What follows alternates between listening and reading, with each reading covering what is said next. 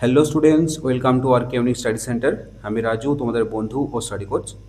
আজকের ক্লাসে তোমাদের অর্থাৎ ক্লাস 5-এর রায় মার্টিন প্রশ্নবিচিত্রার ইংরেজির 9 নম্বর যে স্কুলটা রয়েছে, কোমরাবাদ উচ্চ বিদ্যালয়া, এই স্কুলের সব প্রশ্নের উত্তরগুলো নিয়ে আলোচনা করব। সো তোমরা প্রথম থেকে শেষ পর্যন্ত ক্লাসটি দেখতে থাকো। আর তোমরা যদি এই স্কুলের অ্যান্সার পিডিগুলো নিতে চাও তাহলে তোমরা স্ক্রিনে দেওয়া হোয়াটসঅ্যাপ নাম্বারে আমাকে মেসেজ করো। ওকে, তাহলে চলো বেশি দেরি না করে শুরু করি আজকের ইংরেজি ক্লাস।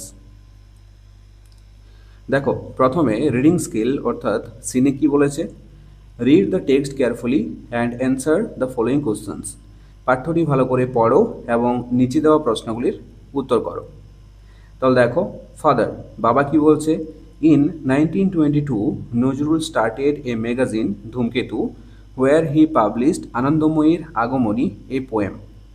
তার বাবা বলছে 1922 সালে নজরুল একটি পত্রিকা চালু করেন যার নাম হচ্ছে ধূমকেতু, হোয়ার যেখানে তিনি পাবলিশড প্রকাশিত করেন আনন্দময়ীর আগমনী নামে একটি কবিতা। আঙ্কেল রহিম রহিম চাচা কি বলছে তারপর, the British raided the office of Dhumketu. ইংরেজরা ধূমকেতুর অফিসে হানা দিয়েছিল। The poet was arrested from Comilla. কবি কুমিল্লা থেকে গ্রেপ্তার হয়েছিলেন। প্রীতম তারপর প্রীতম কি বলছে, হোয়াট হ্যাপেন্ড দেন, তারপর কি হয়েছিল। ফাদার তখন প্রীতমের বাবা বলছে, he was transferred to the Hooghly jail and there he began fasting. তিনি স্থানান্তরিত হয়েছিল হুগলি জেলে এবং দেয়ার হি বিগেন ফাস্টিং, এবং সেখানে তিনি অনশন শুরু করেন। অনশন মনে হচ্ছে না খেয়ে থাকা। ওকে, সেখানে তিনি না খেয়ে থাকতে শুরু করেন। It was his way of protesting against the torture of the British. এটা ছিল তার উপায়, protesting against the torture of the British, ব্রিটিশদের অত্যাচারের বিরুদ্ধে প্রতিবাদ জানাতে এটা ছিল তার একমাত্র উপায়। প্রীতম তারপর প্রীতম বলছে, for how many days did he fast father, সে কতদিনের জন্য না খেয়েছিলেন বাবা। ফাদার বাবা বলছে, he fasted for more than a month, তিনি 1 মাসেরও বেশি না খেয়েছিলেন। ইন ডিসেম্বর 1923, 1923 সালের ডিসেম্বর মাসে he was released from jail, তিনি জেল থেকে মুক্তি পান। প্রীতম তারপর প্রীতম বলছে, thank you so much father, অনেক অনেক ধন্যবাদ বাবা। Now I will be able to sing কারার ওই লোহা কোপাট, আমি এখন কারার ওই লোহা কোপাট গানটা গাইতে সক্ষম হব উইথ জিল অ্যান্ড পেশেন্ট, অনেক উৎসাহ এবং ধৈর্যের সাথে। I am so proud that, আমি অনেক গর্বিত বোধ করছি, দ্যাট যে the teacher has selected me for singing, এই গানটি গাওয়ার জন্য শিক্ষকরা আমাকে বেছে নিয়েছেন। তাহলে এটা ছিল তোমাদের সিন। এরপর দেখো প্রশ্নগুলো। এর দাগেটি কি বলেছে, write T for true and F for false statements in the given boxes. নিচের স্টেটমেন্টগুলি যদি ভুল হয় তার পাশে এফ লিখবে, আর যদি ঠিক হয় তার পাশে টি লিখবে। এট দেখো, Nazrul was arrested in 1923, Nazrul 1923 সালে গ্রেপ্তার হয়েছিলেন। এটাকে ঠিক, এটা ঠিক নয়, কারণ নজরুল কুমিল্লা থেকে গ্রেপ্তার হয়েছিলেন 1922 সালে। তাহলে এটা হবে ফলস অর্থাৎ এফ।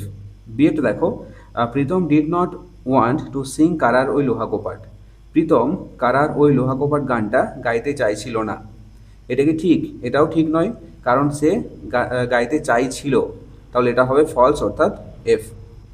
এরপর সিয়েটা দেখো, আনন্দময়ীর আগমনী ওয়াজ পাবলিশড ইন ধূমকেতু, আনন্দময়ীর আগমনীর যে কবিতা ছিল এই কবিতাটা প্রকাশিত হয়েছিল ধূমকেতু নামক একটি পত্রিকাতে।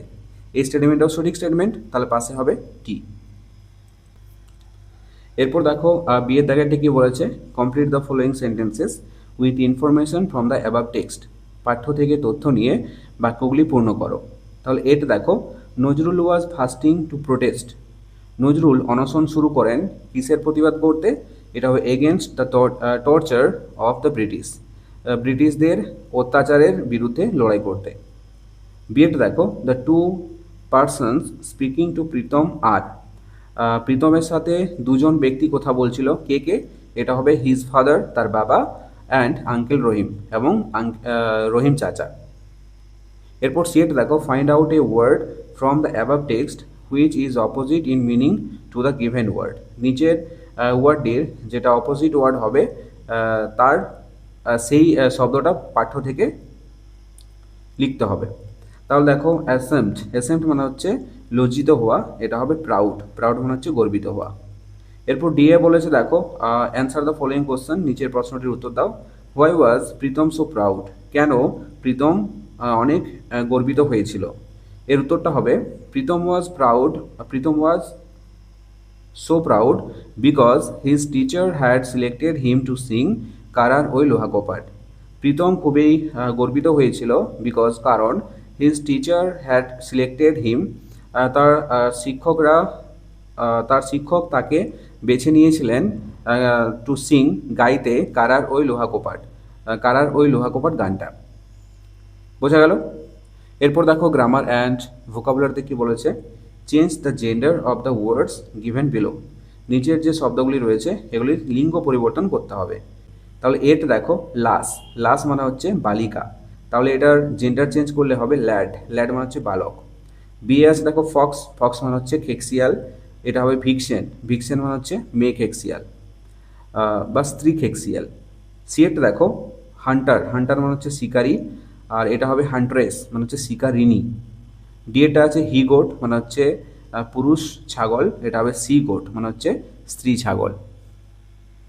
এরপর তিনটা বলেছে দেখো, write down the case of the underlined ওয়ার্ডস। নিচের সেন্টেন্সগুলির মধ্যে যে রেখাঙ্কিত শব্দগুলি রয়েছে এগুলি কী ধরনের কেস সেগুলো তোমাদেরকে লিখতে হবে। এর সেন্টেন্সটা দেখো, হোয়াট ইজ ইয়োর নেম? তোমার নাম কি? এখানে রেখাঙ্কিত শব্দ হচ্ছে ইয়োর, এটা কি কেস সেটা লিখতে হবে। এটা হবে পজিটিভ কেস কখন হয়? যখন কোনো শব্দের দ্বারা কোনো অধিকার বা সম্পর্ক বোঝায়।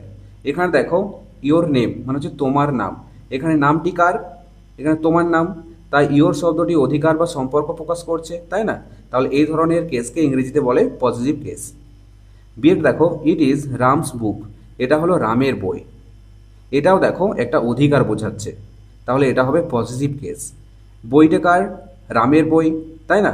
তাহলে এটা কার অধিকার বোঝাচ্ছে? রামের অধিকার বোঝাচ্ছে, তাই না? তাহলে এটা হবে পজিটিভ কেস। বোঝা গেল? এরপর দেখো চারটে কি বলেছে, write whether the given sentences are statement or question or order. নিচের বাক্যগুলি কোনটা স্টেটমেন্ট, কোনটা কোশ্চেন আর কোনটা অর্ডার সেগুলো তোমাদেরকে লিখতে হবে। তাহলে দেখো এটা কি বলেছে, আই এম সুনীল, আমি ওই সুনীল, এটা হচ্ছে একটা বর্ণনামূলক বাক্য বা বিবৃতিমূলক বাক্য, তাহলে এটা হবে statement. He is a singer, সে কি একজন গায়ক, এটা কি প্রশ্নবোধক বাক্য বোঝাচ্ছে, তাহলে এটা অবভিয়াসলি কোশ্চেন হবে। এরপরে আছে দেখো কাম হিয়ার, এখানে এসো, এটা একটা আদেশ বোঝাচ্ছে, আদেশমূলক বাক্য বোঝাচ্ছে, তাহলে এটা হবে কি অর্ডার। এরপরে দিয়ে আছে লং লিভ আওয়ার কমরাবাদ উচ্চ বিদ্যালয়, এটা দেখো একটা বিবৃতিমূলক বাক্য বা বর্ণনামূলক বাক্য বোঝাচ্ছে, তাহলে এটা হবে স্টেটমেন্ট। বোঝা গেল? তোমাদেরকে একটা জিনিস ক্লিয়ার করে দিই, স্টেটমেন্ট কখন হবে? যখন কোনো বাক্য বর্ণনামূলক বাক্য বা বিবৃতিমূলক বাক্য হবে তখন স্টেটমেন্ট হবে, কোনো প্রশ্নবোধক বাক্য বোঝালে কোশ্চেন হবে, আর কোনো আদেশমূলক বাক্য বোঝালে অর্ডার হবে। ক্লিয়ার? এরপর দেখো রাইটিং স্কিলে কি বলেছে, describe the season summer by using the hints given below.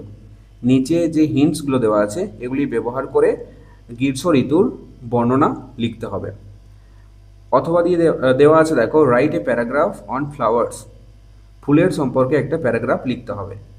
তারপর দেওয়া আছে write a story using the following hints, নিচের যে হিন্টসগুলো দেওয়া আছে এগুলি ব্যবহার করে একটা গল্প লিখতে হবে। তাহলে দেখো রাইটিং স্কিলে যেগুলো দেওয়া আছে এগুলি তোমাদেরকে ভালো করে লিখিয়ে দিয়েছি, তোমরা দেখে নাও।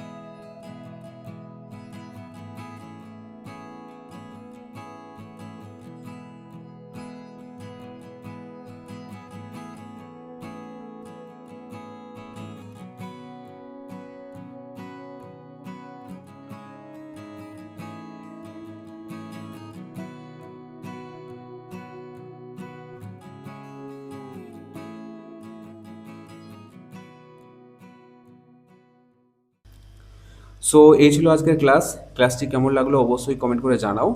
আর যদি ভালো লেগে থাকে তাহলে অবশ্যই একটি লাইক করে দিও। আর ছোট্ট বন্ধুরা, তোমরা যদি আমার চ্যানেলে নতুন হয়ে থাকো তাহলে অবশ্যই সাবস্ক্রাইব করে পাশে থাকা বেল আইকনটি প্রেস করে রাখো। চলো, দেখা হচ্ছে নেক্সট কোনো ক্লাসে। ততক্ষণ পর্যন্ত বাই বাই, টেক কেয়ার।